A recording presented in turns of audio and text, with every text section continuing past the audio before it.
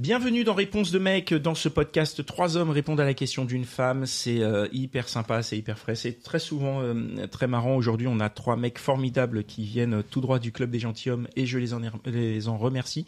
Et la question est posée par Sarah du podcast Débauche. Débauche, c'est un nouveau podcast. Tu peux nous le présenter en quelques mots ? Oui, avec plaisir. Alors, Débauche, c'est un podcast original Femtasy qui donne envie de ken. Du moins, c'est le but qu'on essaye d'accomplir. Donc, chaque semaine, on reçoit une invitée, une meuf trop cool avec qui on répond aux vraies questions qu'on se pose toutes sur le sexe. On parle de kink, on parle d'enjeux sociétaux liés au sexe. Et ça peut aussi bien être sur l'anal, le sexe à plusieurs, le polyamour, la libido, les fantasmes et plein d'autres sujets comme ça. Très bien, ça donne très envie d'écouter. C'est disponible sur toutes les plateformes de podcast. Je crois que c'est disponible aussi en vidéo.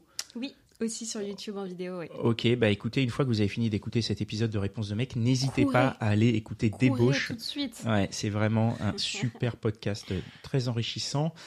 Si jamais vous voulez participer à Réponse de mec, envoyez-nous un petit message dans le formulaire qui est en description de cet épisode et on va te laisser tout de suite poser la question. Oui, messieurs, j'ai une question pour vous. Avez-vous parfois des problèmes éthiques vis-à-vis du porno ? Est-ce que le porno vous cause parfois des espèces de petits dilemmes ? Est-ce que parfois il entrechoque vos valeurs morales ? Est-ce que ça vous est déjà arrivé ? Oui, puisque quand on s'intéresse aux conditions de production de ces œuvres, je ne sais pas s'il faut les appeler comme ça, on arrive très vite à des choses assez peu reluisantes sur la traite des êtres humains, sur les rapports contraints, CF Jackie et Michel dans l'actualité. Hein. Donc, alors je dévie peut-être un peu du sujet, mais quelqu'un comme moi qui a toujours été opposé à la prostitution dans le principe, je me demande maintenant si je ne devrais pas étendre la réflexion jusqu'au porno. Je ne réponds pas directement à la question, mais en tout cas, ça peut illustrer que chez moi, il y a une prise de conscience sur tout ça. Et autant comme pour la prostitution, tu peux entendre certains participants te dire que ça se passe très bien pour eux, qu'ils n'ont pas à se plaindre. La question, c'est combien de divisions ? Est-ce que ces gens-là, c'est 5% ? Est-ce que c'est 95% ? Si c'est 5%, il y a des questions à se poser sur la discipline.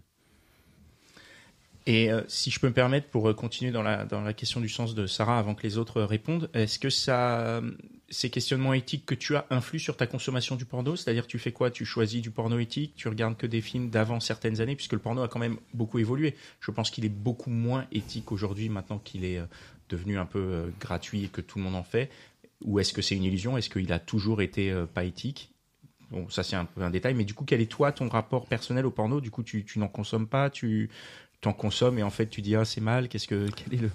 Écoute, moi j'ai une imagination qui est assez efficace comme ça, donc je sais pas, imagination et mémoire sont assez fonctionnels, je n'ai pas forcément toujours besoin d'apport extérieur, et puis le cas échéant, j'ai des goûts peut-être un peu à contre-courant de la majorité. Moi je n'ai pas besoin de trucs extrêmes à 150 en mode spéléo machin, donc voilà, les trucs fin des années 90, ça me va très bien, tu vois. Donc du coup, ton goût est en phase avec ton éthique, en fait, ça va dans le même sens, quoi.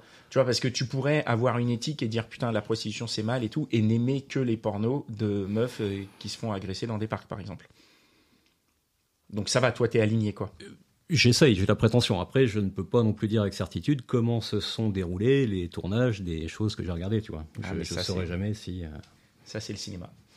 Pardon. Le cinéma, c'est un sous-genre, quand même. C'est un sous-genre. Il n'y a rien de péjoratif dans le mot sous-genre. Quelqu'un d'autre, une autre réponse ? Oui, alors moi je dirais que pendant que je regarde, je ne me pose pas forcément la question. En revanche, je me souviens qu'on en avait parlé il y a déjà assez longtemps sur le Discord, notamment. On avait parlé du sujet et notamment de tout ce qui tourne autour du porno éthique. C'est vrai qu'on se pose la question des conditions de production.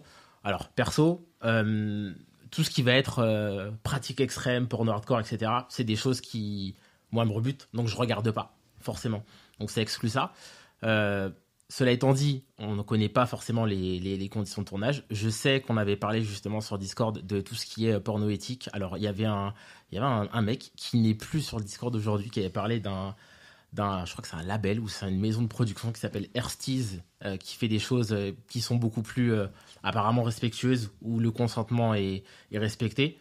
j'avais trouvé ça vachement chouette, peut-être beaucoup plus proche de la sexualité telle qu'on peut la voir, je dirais, au quotidien. Voilà, enfin, c'est un peu l'image que j'en ai. Après, est-ce que j'ai des dilemmes éthiques ? Je sais pas, je pourrais pas dire que j'en ai en regardant, enfin, c'est pas un truc qui me vient à l'esprit. On va dire que lorsqu'on y pense, lorsqu'on en parle, en effet, là je me pose la question. Mais en regardant, je peux pas non plus, je vais pas faire de cinéma et dire tiens, je sélectionne en fonction de labels, de toutes ces choses-là. J'ai pas de réflexion automatique à ce niveau. Tu te poses pas la question avant d'aller à l'action, quoi. Tu dis pas tiens, j'ai envie de me branler. Est-ce que c'est éthique ? Non, t'y vas. C'est ça. Ok. Et par contre, est-ce que parfois, après, t'as ce petit syndrome un peu comme le McDo, tu sais, où sur le moment, tu le dévores et c'est trop bon, et après, tu te sens un petit peu mal et c'est un peu lourd sur l'estomac, tu vois ? Est-ce que ça peut te faire ça avec le porno ? J'en consomme pas énormément, donc j'ai pas forcément ce truc-là. J'ai déjà eu la réflexion de me dire que tout ce qui va être... On parlait de suggestion tout à l'heure. Tout ce qui va être érotisme, je me rends compte que ça fonctionne plutôt bien avec moi. Probablement parce que ça fait davantage appel à notre imagination que le porno qui n'a aucune suggestion, qui montre tout. Voilà. Je sais pas si ça répond à ta question du coup. Mais... alors moi je suis assez aligné avec notre premier répondant et effectivement sur la question du porno j'ai fini aussi par me demander si le porno n'est pas une forme de prostitution et donc si je suis contre la prostitution est-ce que je suis pas aussi contre le porno et donc j'ai pas d'avis complètement tranché, enfin, c'est très nuancé, c'est très compliqué. Maintenant je regarde pas beaucoup parce que, alors, quand j'en regardais plus jeune, c'était plus pour genre assouvir une pulsion, quoi. C'est genre, t'as une excitation, mais t'as envie d'être en train de faire autre chose. Et c'est en mode, il faut que je me débarrasse de ce truc-là, parce que là, j'aimerais être en train de faire autre chose, mais j'ai cette excitation, machin. Et donc, en fait, j'ai pas envie de passer du temps à me masturber, à prendre du plaisir ou quoi. J'ai envie que ça aille vite pour m'en débarrasser. Et à ce moment-là, j'utilisais le porno pour faire ça. Maintenant, pour plus si j'ai envie de moi m'exciter, etc., de faire ce chose-là, je n'utilise pas de porno, donc c'est la tête. Donc j'en regarde pas tellement, donc j'ai plus, si ce n'est même plus du tout. Donc effectivement, ça fait que je me suis coupé du fait d'avoir à me préoccuper de cette question qui, effectivement, si j'en regardais, c'est effectivement une question qui se pose à cause des conditions de travail, des conditions dans lesquelles c'est fait, etc. Il y a une réflexion dessus, et notamment qui peut empêcher... je pense que c'est aussi pour ça qu'on n'y pense pas éventuellement quand on est dans le truc, parce qu'en fait si tu es dans le truc et que tu es en train de penser en fait c'est pas possible en vrai, enfin même avant tu te dis alors je vais aller regarder ce porno, non, en fait ton excitation elle part tout de suite, enfin en tout cas pour moi ça serait pas possible, quoi. Mais ton excitation elle peut partir et tu passes au suivant. Par exemple, les sites porno en général c'est une telle profusion, tu regardes, tu dis ça a pas l'air bien, vas-y je passe au suivant. Ouais, non. Si t'as aucune idée d'aucun de ces trucs là, tu vois, comment est-ce qu'il... Parce que comme vient de dire juste avant, tu ne sauras jamais, en vrai. Un Nutri-Score donc, tu sur vois... le porno. Ce serait classé. Diagnostic porno, quoi. En fait, le truc, c'est que quand t'as la pulsion, comme tu le décris, c'est pas... Tu te mets pas comme tu te mets devant Netflix, le catalogue, alors je vais choisir. En gros, tu vas au plus direct. C'est ça. Et quand tu vas au plus direct, face à tout ce qu'il y a, je pense qu'il y a 9 chances sur 10 que tu tombes sur quelque chose qui est pas forcément très respectueux des personnes, en fait. Après il y a aussi ce truc, moi j'avais vu il y a quelques temps tout le discours que peuvent avoir justement les porn stars qui arrivent un petit peu dans le mainstream, qui arrivent un petit peu à la télé, qu'on interviewe, qui disent pas forcément, tu vois, qui vont pas forcément donner cette réalité, enfin, elles ont pas forcément cette vision, elles vont pas te dire que elles sont sur des tournages qui sont pas respectueux, alors qu'on sait que il y a des articles bien détaillés, il y a pas mal de choses qui disent cette réalité-là. Donc c'est un peu compliqué de faire la part des choses et de se dire c'est quoi la proportion dedans. C'est super difficile. Le porno, c'est un peu l'expression du capitalisme le plus pur. Hein. C'est pareil dans le... Enfin, tu vois, tu dis les gens qui disent pas sur le lieu de leur travail. C'est... Effectivement, là, c'est la question du porno, mais toute la société capitaliste fonctionne là-dessus, j'ai l'impression. Ça n'a aucun intérêt, ce mot de la fin, vraiment.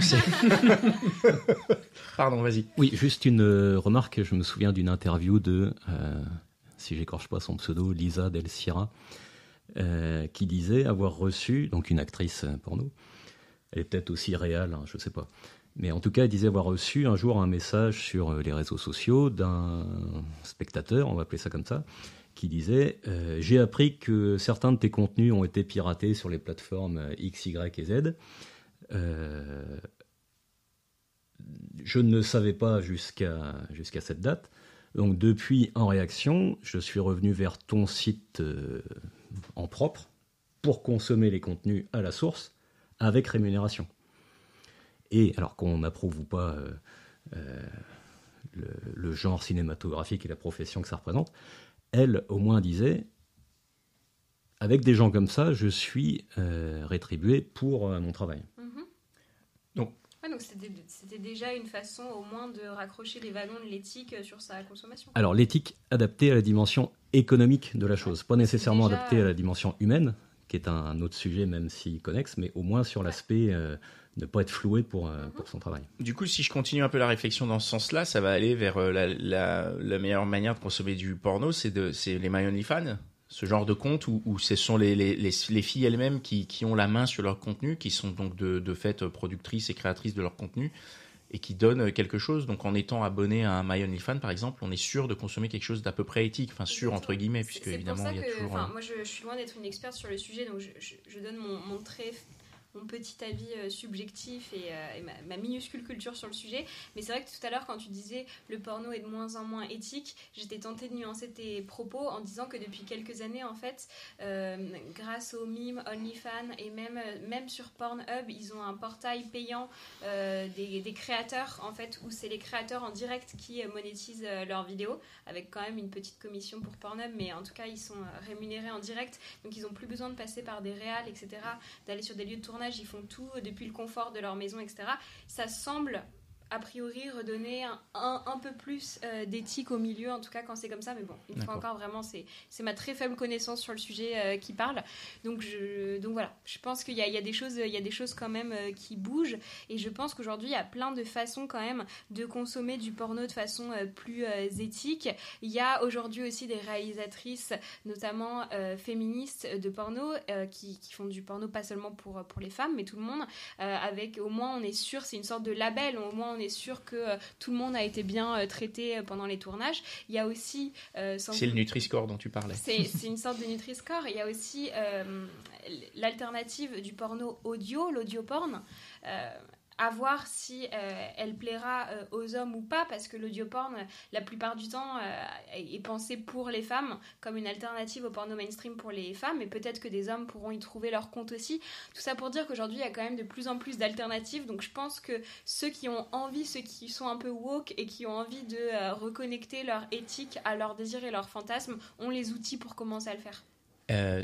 On peut digresser sur l'audio-porn ou pas ? Ouais, c'est complètement de sujet, c'était pas prévu du tout. Pas prévu, mais je sais que l'audio-porn auquel je fais référence, donc celui dans lequel tu es impliqué, si je peux me permettre, et la clientèle est exclusivement féminine ? Oui, alors en fait, au-delà de faire un podcast qui s'appelle Débauche, je travaille pour Femtasy, qui est une plateforme de streaming audio porn, qui est principalement pour femmes, parce qu'on a voulu vraiment offrir un outil pour libérer le plaisir féminin, et parce qu'on s'est dit que c'était les femmes qui avaient le plus besoin de nous. Après, il y a aussi des hommes qui nous écoutent, même si ça n'a pas été pensé pour eux. C'est ça ma question. Les hommes écoutent, est-ce que les hommes y trouvent leur compte ? Est-ce que vous y trouveriez votre compte dans du porno audio ou pas ? J'ai jamais écouté, donc je peux pas donner un avis. Jamais. Pourquoi pas tester, en effet, oui. J'ai jamais essayé non plus. Bah, si on va par là, t'as déjà le porno écrit. T'as des bouquins où t'as aucune image, et pourtant tu... Et ça fonctionne. Et tu lis ça, et voilà. Donc, oui, d'accord. Bien sûr. Ok. Je pense que par exemple, si on reprend l'exemple de Femtasy, sur Femtasy, il y a des histoires érotiques qui pourrait ou non plaire aux hommes. Ça va dépendre des goûts de chacun. Par contre, il y a quelque chose qui pourrait plus plaire aux hommes, c'est les sons. En fait, on a des sons du sexe et c'est des vrais sons de vrais couples. Donc ça, à la limite, je pense que ça peut plaire aux hommes qui aiment quelque part le côté un peu brut, un peu authentique du porno. Ils aiment les sons, ils aiment les impacts, ils aiment quand ça claque, etc. Mais ils aiment pas forcément les images qu'ils voient, quoi. Moi, j'ai une question pour vous. Est-ce que vous aimez recevoir des audios sexuels de vos partenaires, par exemple ? Pareil, audio sexuel, moi j'ai jamais reçu. Par contre, écrit, sexto, en mode échange, vraiment des deux côtés, en mode audio. Est-ce que vous avez déjà reçu des audios sexuels de vos partenaires ou jamais ? Genre, ta copine, elle est trop loin pour te voir et elle dit, je vais me faire plaisir toute seule et je te l'enregistre et je te l'envoie. Jamais eu. Jamais non plus. D'accord. Bon, du coup, question hors sujet. Vas-y. Oui, juste un petit truc. Si on se pose la question, alors désolé, j'ai élargi un peu le champ du débat, mais si on se pose la question de l'éthique sur le porno, il faut se poser la question de l'éthique sur le cinéma.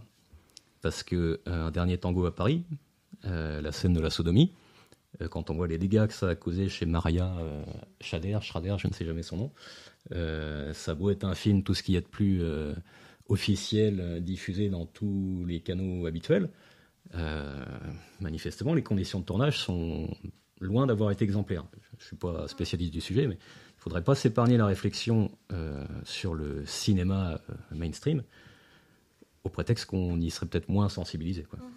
C'est super intéressant, ouais. Tout à fait. On va pas du tout creuser le sujet dans cet épisode. Mais merci beaucoup d'en avoir parlé. Merci beaucoup, Sarah, d'être venue. Donc, encore une fois, le podcast Débauche, n'hésitez pas à l'écouter. 10 épisodes vraiment très, très chouettes pour continuer d'en apprendre plus les uns sur les autres. C'est vraiment très intéressant.